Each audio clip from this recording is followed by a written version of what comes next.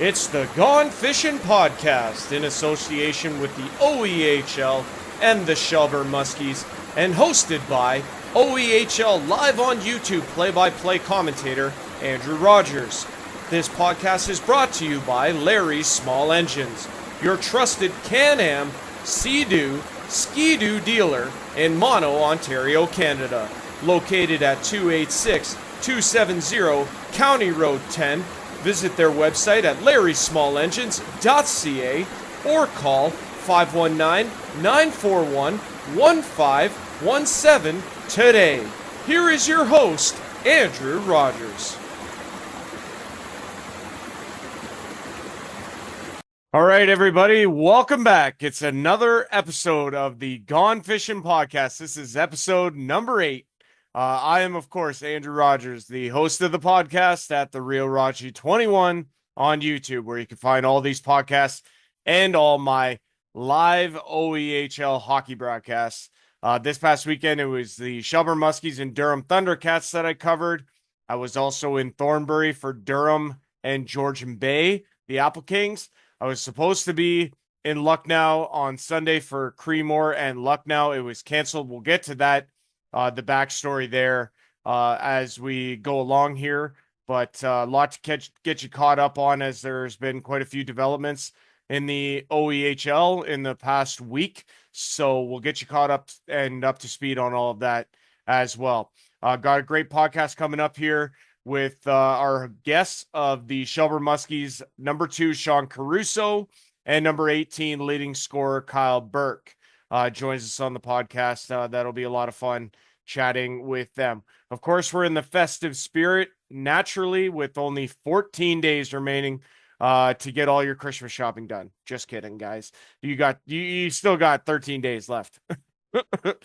Oh, man. No, please, guys, don't leave it to the last minute like I do. No, I'm just joking. I don't do that either. But anyway, that's beside the point.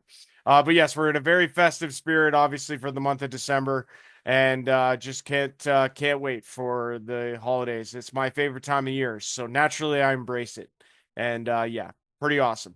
I want to start the podcast off this week with something actually really cool. So just for background context here, I play in an adult men's hockey league based out of Meaford, Ontario, Canada, and play on Sundays at 8:30. And I play for the Leafs, so you probably see my jersey up in behind me a few times. But yeah, it's been an unbelievable experience, and we're 4-0. We haven't lost yet.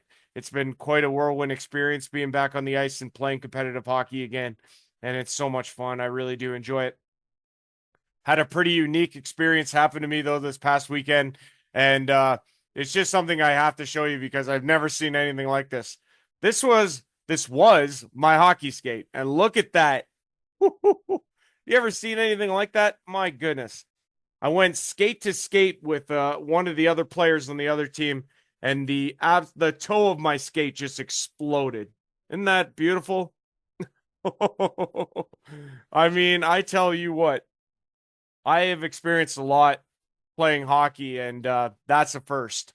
I've never seen that happen before. It just exploded into about a billion pieces.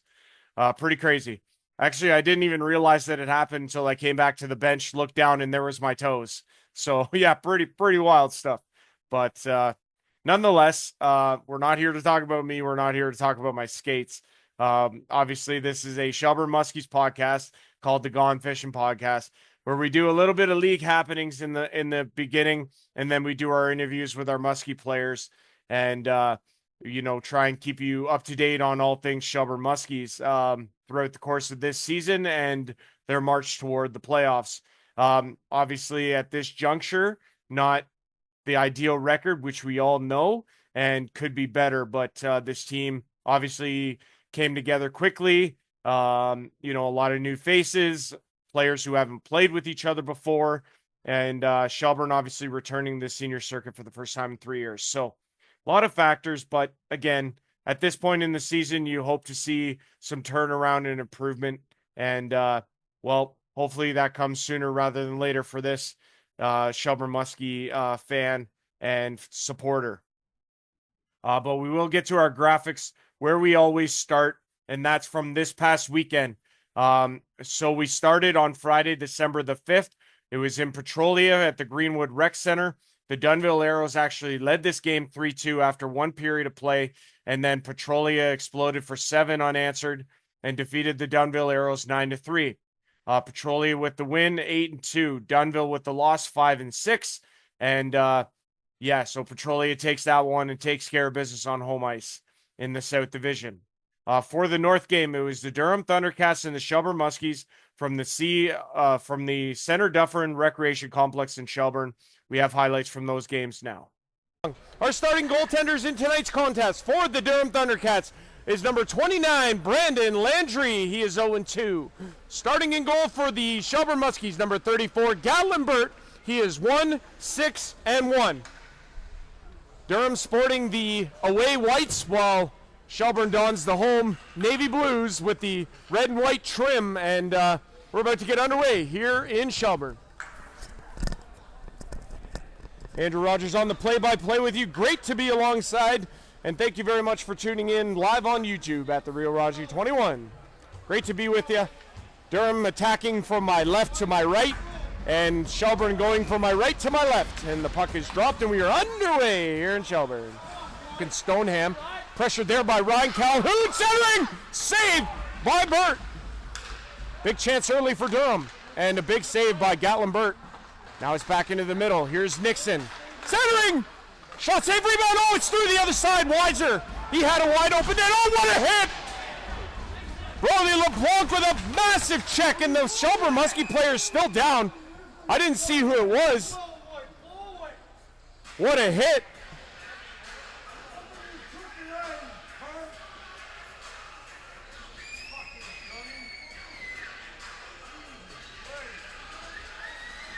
Wow, what a hit. It was a clean body check right along the boards, and it's good to see Tyler Ferreira get up there. And he wasn't expecting that level of hit, but boy, that was a pretty good body check there on the boards. Plays it down, and it's a little give and go here. Now it's back, Nixon! Oh, posted out! And it's out of the zone. Oh, what a blast. Kyler Nixon's got one of the best shots for defensemen in the OEHL, and he just displayed it there, but he hit the iron. Here's LeBlanc. Now it's back to Nixon, who keeps it in at the line. Plays catch there. Oh, Weiser again kind of fanned on that and wasn't able to get all of it. It's out of the zone. Good chances there by Durham as they work it around beautifully, but they can't seem to get everything on their one-timers. Centering! Scores! Brody LeBlanc set up by Luke Uhrig, and the Durham Thundercats strike on the power play, and they lead it 1-0. Great setup there. This will be played up the boards by Shelburne. We're going to get it to the line and out. So we played up the line, and now it's Stoneham. He'll play it in. They'll go in after it for Shelburne. It's in the corner now. Durham has it, and they're going to play it, fire it up the ice. Oh, what a pass to Brody LeBlanc! Save Burke! Ho, ho, ho, ho. That was nice. We got a whistle. Man, oh man, what a pass from Kyler Nixon right on the tape to Brody LeBlanc, and what a glove save by Gatlin Burt, his best of the period. After 20 minutes, the Durham Thundercats on a Brody LeBlanc power play goal lead 1-0. We're underway here in period 2. As this puck is going to be played in across the line by Shelburne. It's into the corner. Palmer had it there, and now he gets it back. Centering! Scores! Chris Weber on the feed from Keith Palmer. And boy, 15 seconds into period 2, and we are tied at 1. Richardson, he's got a man with him. Going to the net. Graham! Oh, how did he not finish? Centers!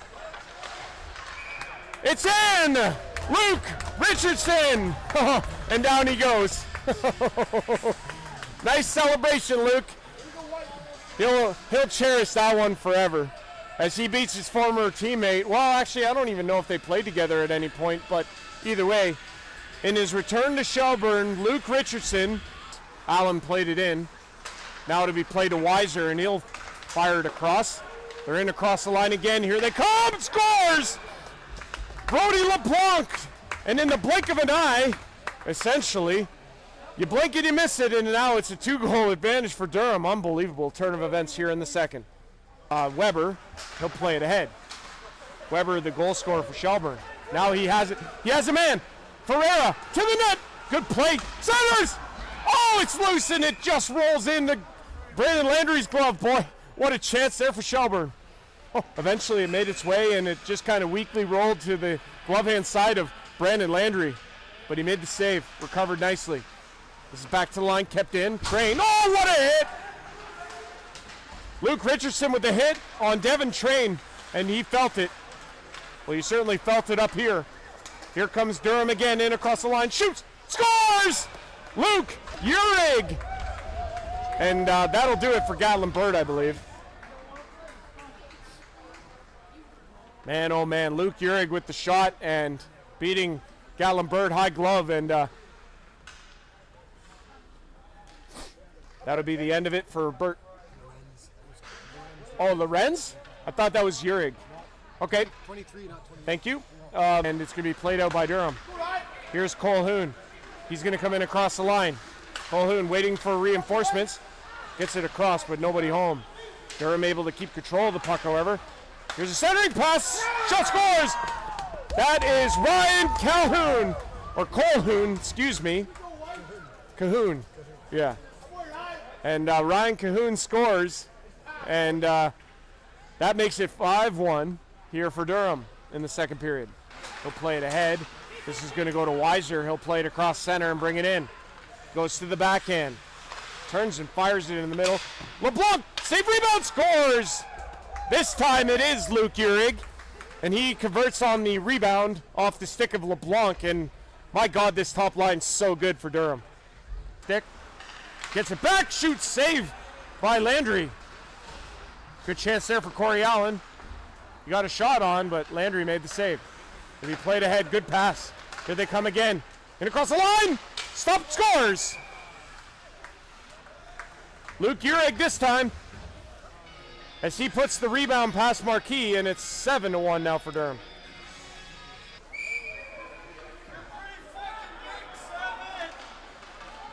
And it's McGurk and Trevor Houston.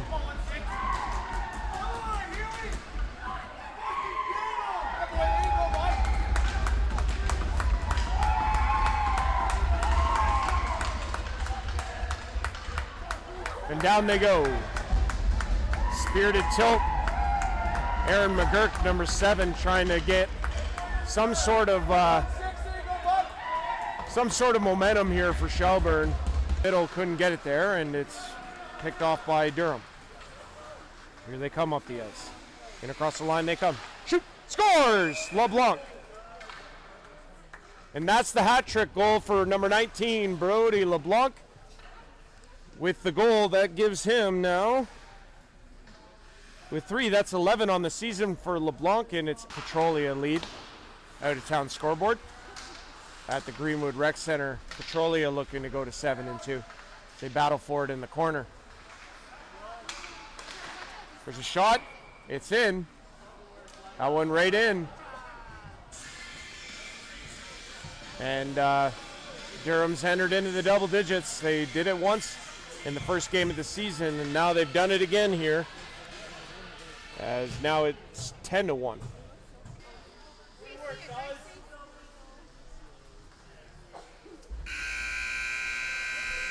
And well, that does it.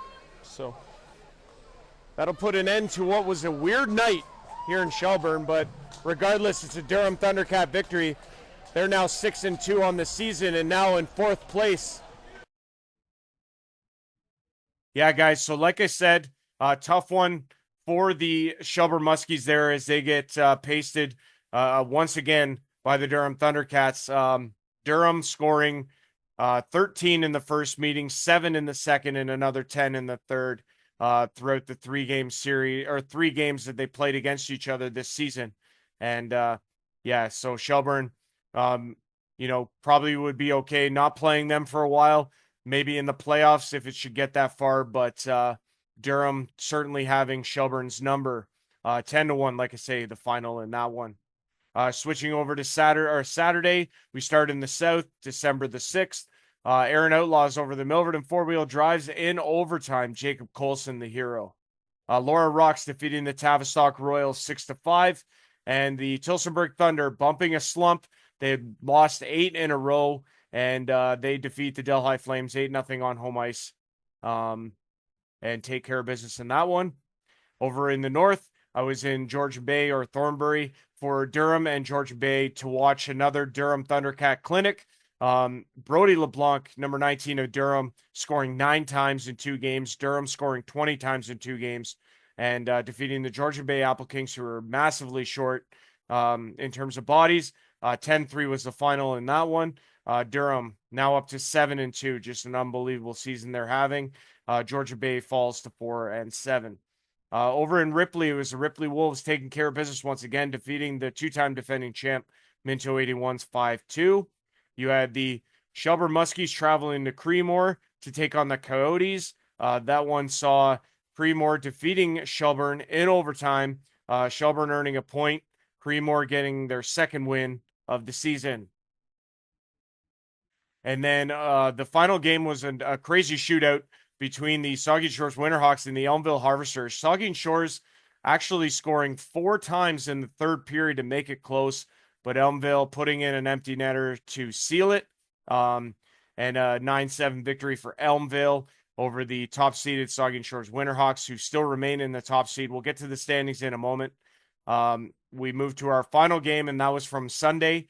It was supposed to take place in Lucknow between the Creemore Coyotes and the Lucknow Lancers. The game was canceled due to weather. The Lucknow Lancers were offering the Creemore Coyotes to reschedule. They declined, thus a forfeit. Lucknow gets the win and the 2 points. Creemore taking the loss and no points. So that's reflective of the score there. We will go to the standings next, where there is some adjustments in the north, and I will get to that in a minute. We'll start in the south, where everything is copacetic. Seaforth continues to lead. They are 9-2. They are 2 points better than both the Allura Rocks and the Petrolia Squires. You have the Aaron Outlaws, who are 4 points back in 4th place at 12 points. You have Tavistock and Dunnville at 10. Milverton now is at 9. 3-6-3 on the season for them. Tilsonburg bumping a slump. They're up to 6. They're 3 now back of Milverton, and Delhi continues to be in 9th with 0. Over in the north, the Saugeen Shores Winterhawks continuing to lead over the Elmville Harvesters now by a single point.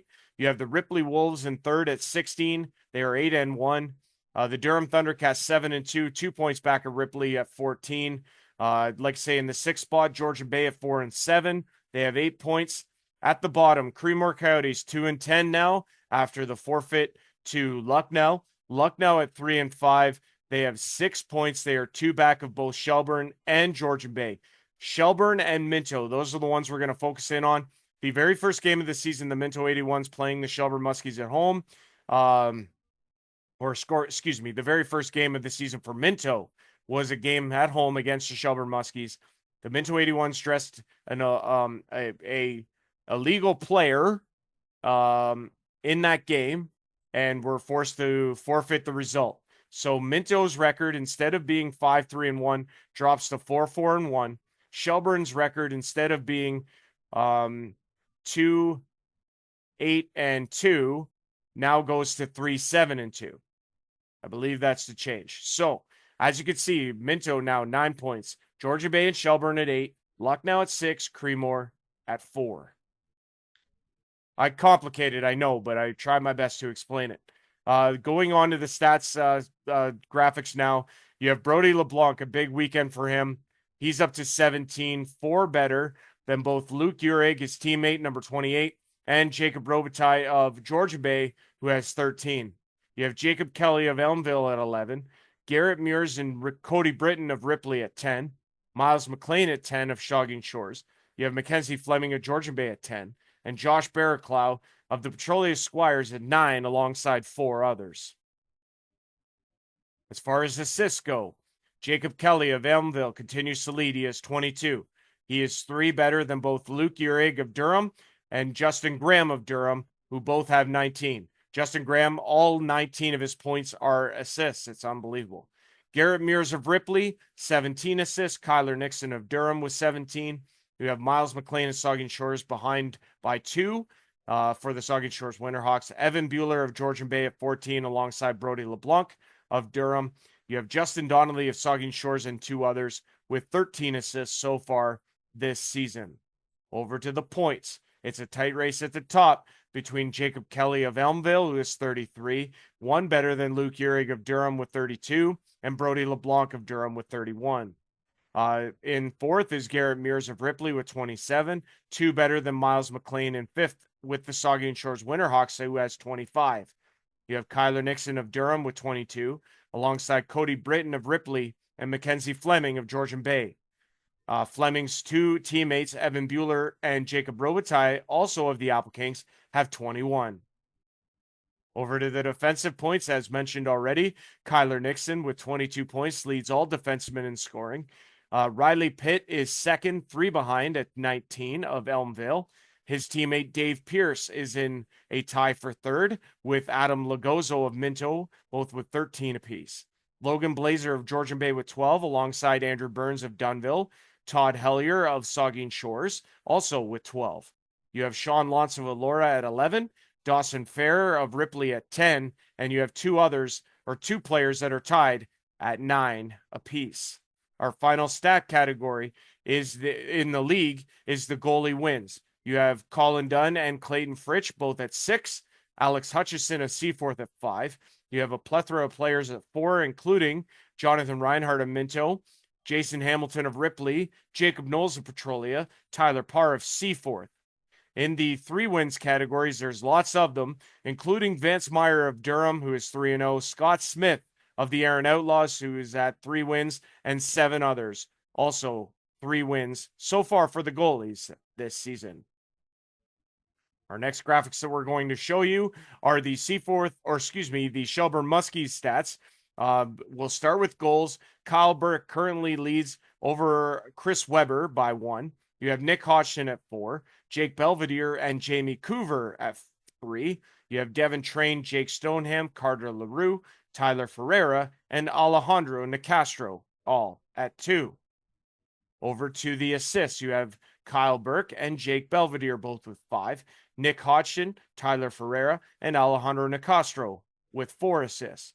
You have Chris Weber, Carter LaRue, Aaron McGurk, Nolan Ritchie, and Sebastian DeCastro with 3 assists so far this season.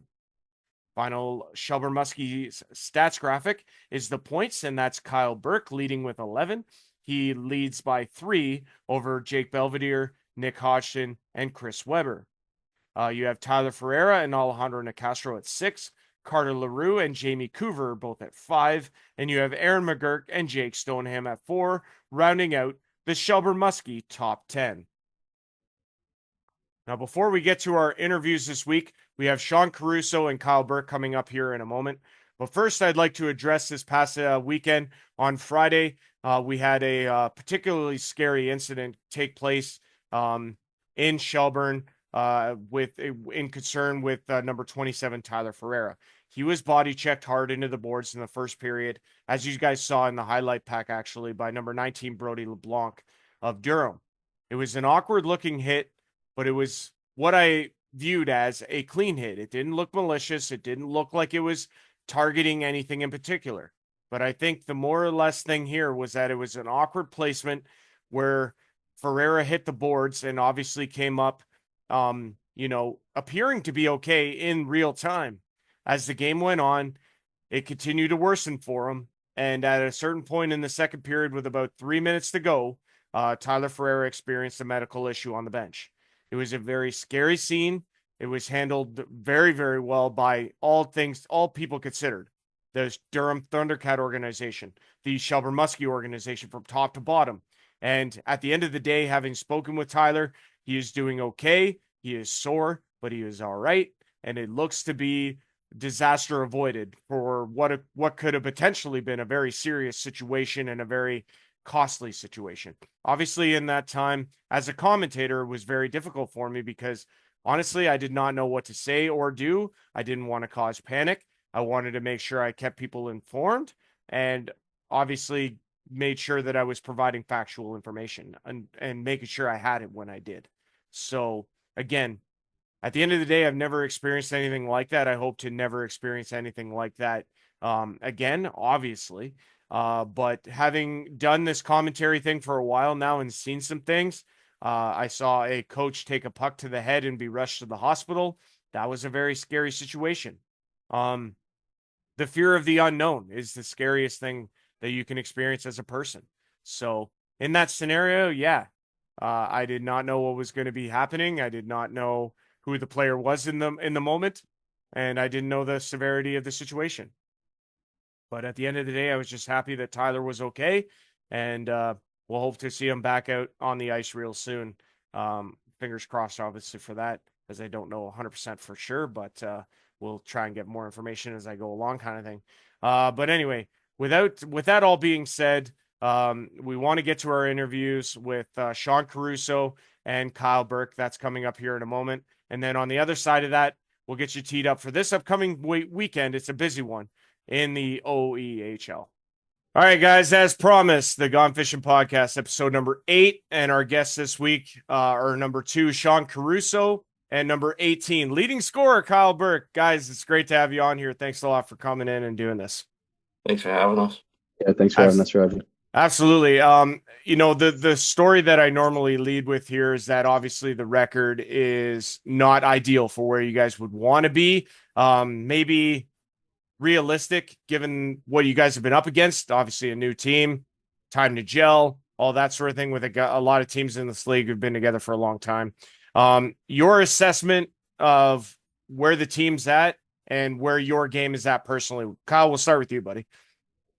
Yeah, I think for the team, like obviously, I think everyone's kind of been saying that we started off like it wasn't an ideal situation, brand new team, and we've added a lot of momentum recently, I think. Just that last game against Creemore was good. Like everyone was engaged. We're kind of getting the hang of some systems and stuff now. So I think we're in an all right spot. Obviously, we're not where we want to be on the standings right now, but I think with the way this playoff format is right now, it's like we just have to be where we want to be by the end of the season, and anything can happen. We can make it in the 8th seed and still, surpass everyone's expectations of what it looked like after game 1. So I Absolutely. think, yeah, we're not exactly where we want to be, but it's not over. We're getting better every game, and a couple of stumbles along the way, maybe. But yeah, we're trending in the right direction, I think. And what about your game personally? I mean, you're the leading scorer. Like, where's your game at, and how are you feeling with it? It feels good. I mean, I didn't expect to be up at the top, but I think maybe there was a little bit of luck early on, a little bit of puck luck. Shooting percentage wasn't so sustainable, I guess. It's kind of tailing off right now, but yeah, hoping to get back into it. I got Caruso on my line now recently, so it Oh, should there you pick up go. soon. Line mates, love it. Yeah. Shawnee, what do you think? What's your assessment here as the team enters this second half? Obviously, not the way we wanted to start it. Having tough opponents like Ripley and Sugging, played them both a lot over the last 3 years, and they're good, strong teams. But that game in Creemore was good the other day and showed like where we can be and where we need to go. Are you happy with where your game's at? I can be a lot better, and I know what I need to do. I just need to focus and work on it. Absolutely. What was the vibe at practice this week? It was laid back. There wasn't that many guys because of the snow and guys Sure. getting laid off work, but it was good. Everyone was like joking around and getting along. Good. Do you guys feel like the team is in a lot better spot than you were on day one? Like, I mean, has it come a long way? Yeah, like no one knew each other day one, and now everyone hangs out after games before practice and messes around playing sewer before games. Berkey's not that good at it. But I put a lot of effort in though. Oh, Gotta he give you does. that. He does.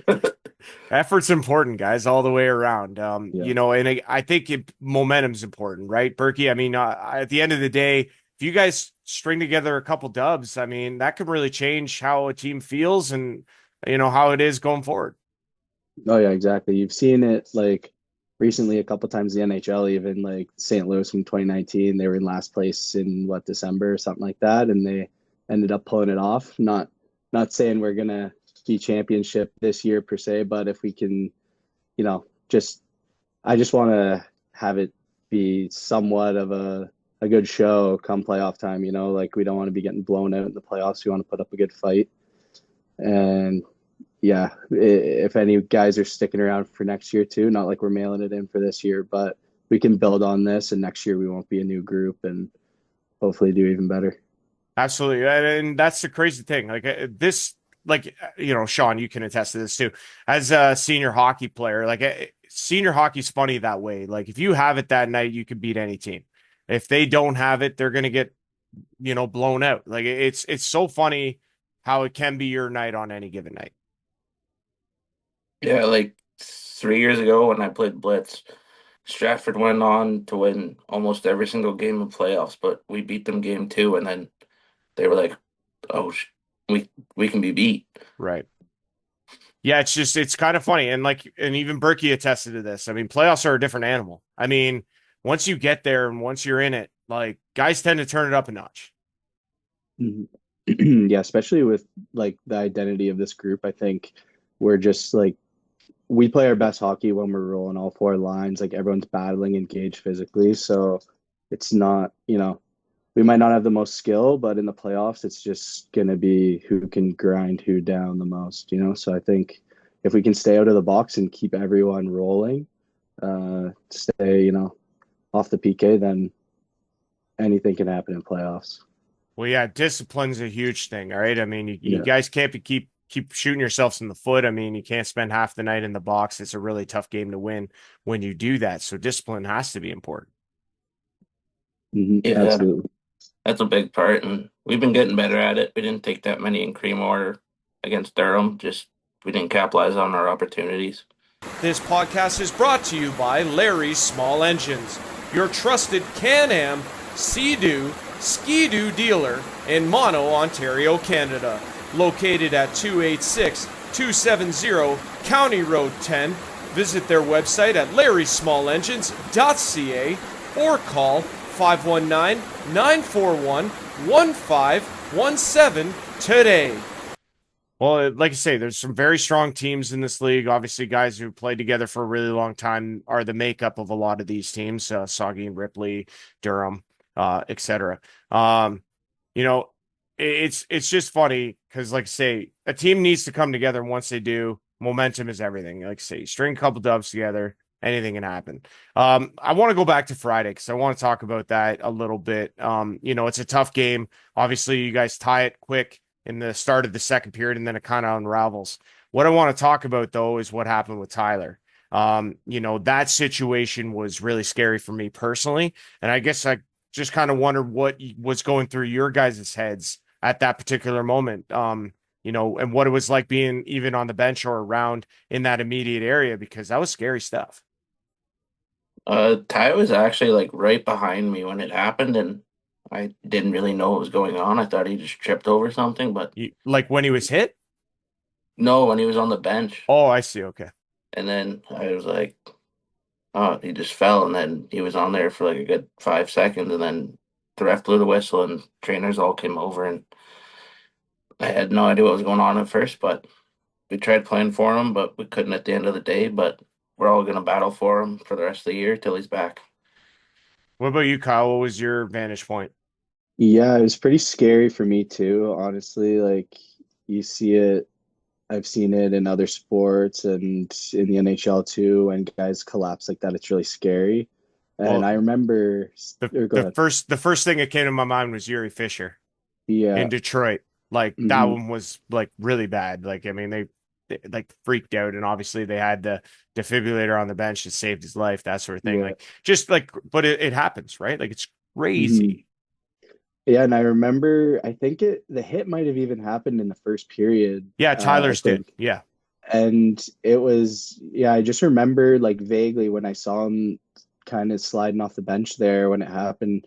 I remember thinking back and seeing him holding his ribs or something earlier, and I was like, oh, I don't know if it's a lung or something like that. So it was really alarming, but everyone did the right thing. Luckily, we got a lot of first responders on our bench, and they got the whistle and got him the attention he needed. So that was good.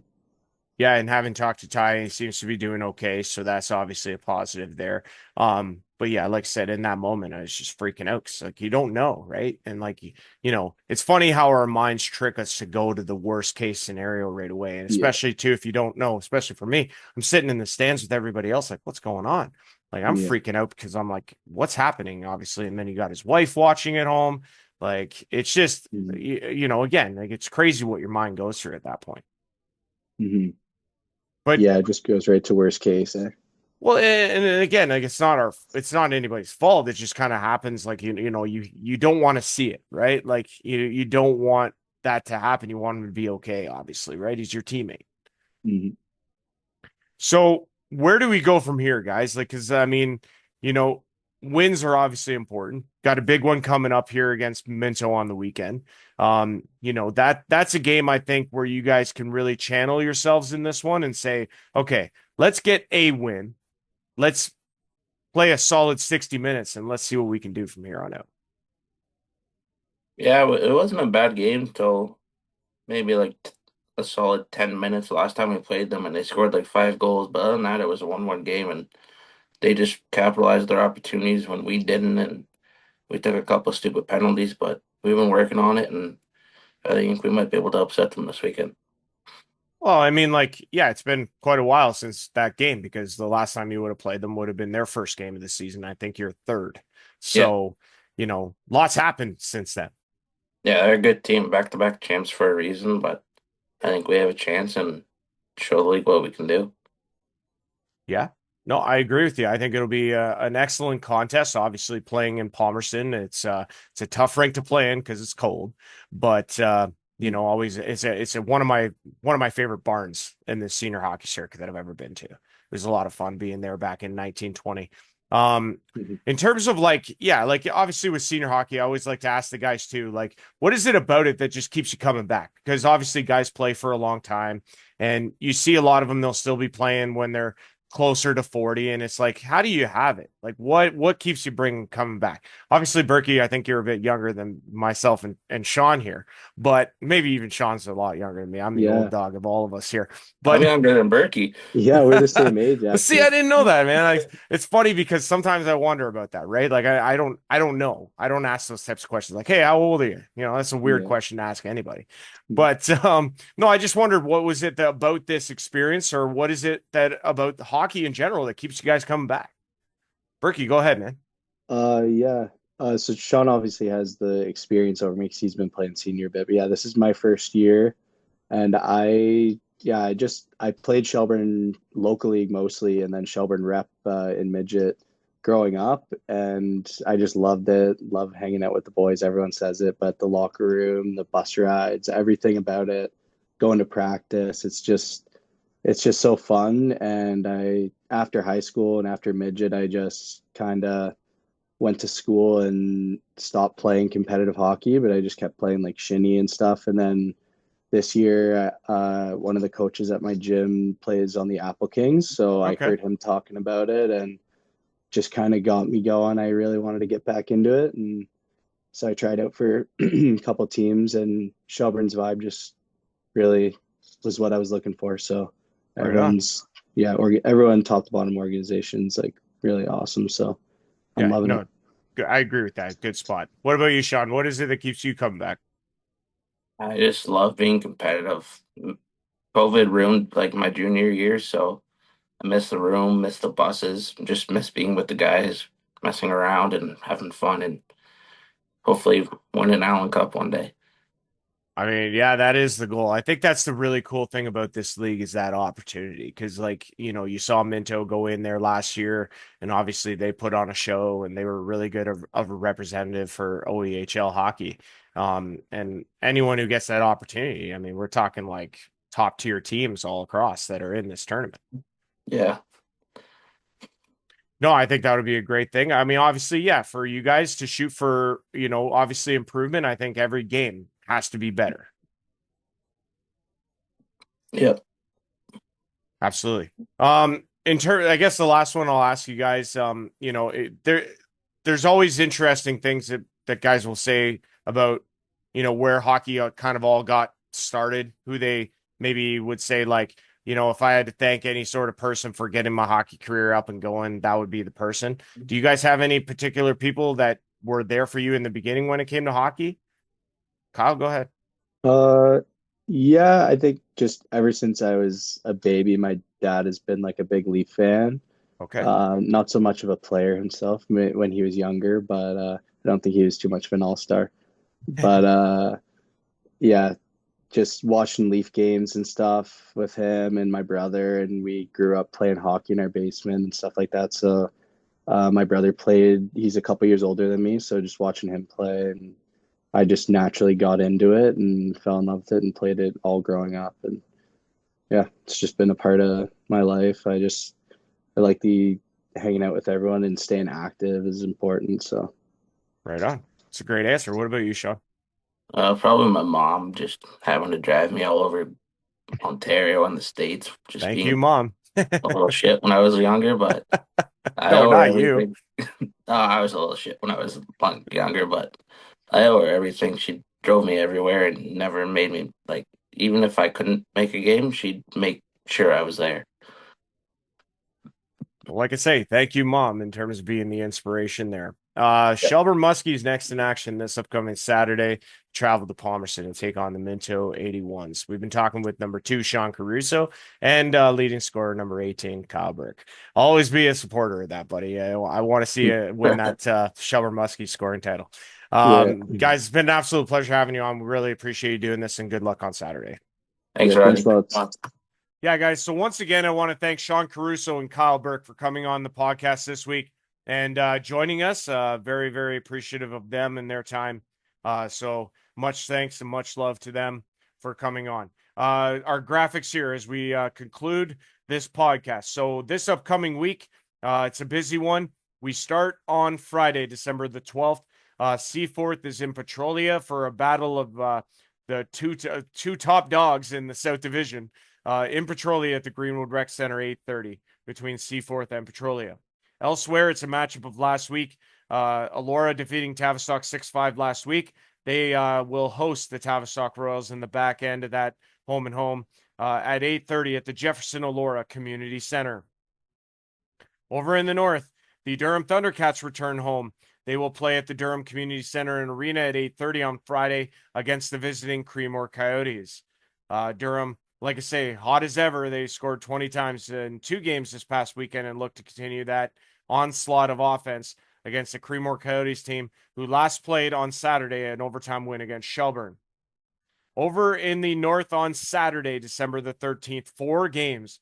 It gets underway at 7 o'clock. Note the start time there at the Beaver Valley Community Center and Arena in Thornbury for Georgian Bay Apple Kings and the Ripley Wolves. Ripley just outstanding, 8-1, and Georgian Bay will have their hands full in this one. Shelburne Muskies traveling to Palmerston to take on the Minto 81s. That one goes at 7:30 at the Palmerston and District Community Center Complex. Elsewhere, 7:30 start at the Lucknow and District Sports Complex. The Saugeen Shores Winterhawks taking on the Lucknow Lancers. And our final game in the north on Saturday is the Creemore Coyotes traveling to Elmville to take on the Harvesters at the Floss Elmville Community Arena. 8 o'clock will be the start time in that one. Switching over to the south, also 4 games. So an 8-game Saturday. You start in Tavistock, 7:30. Tavistock Royals, Petrolia Squires. Elsewhere, the Tillsonburg Thunder will host the Milverton Four-Wheel Drives. That goes at 7:30.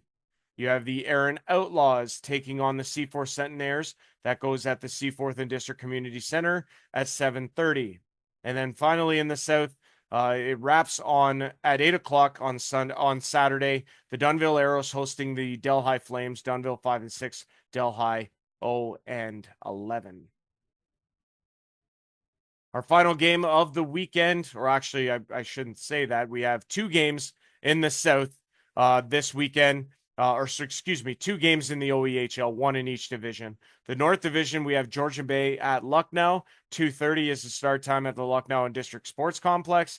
That's on Sunday, December 14th, and it'll be followed on. It's a doubleheader in the South.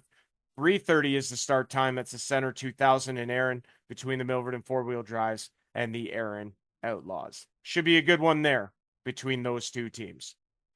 That's and as far as there's one more graphic that I do want to show you, and that will be where I'm at this weekend. I do have one game on the schedule, and that is in Lucknow on Sunday between the Apple Kings and the Lancers at 2:30.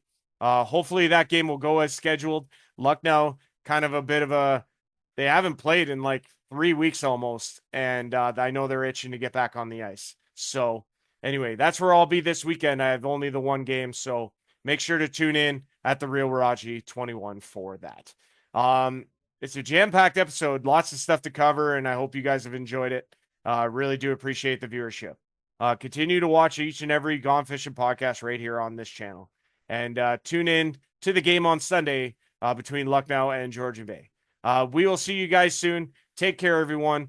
We want to thank Larry's Small Engines in Mono, Ontario, Canada for their support and the sponsorship of this podcast.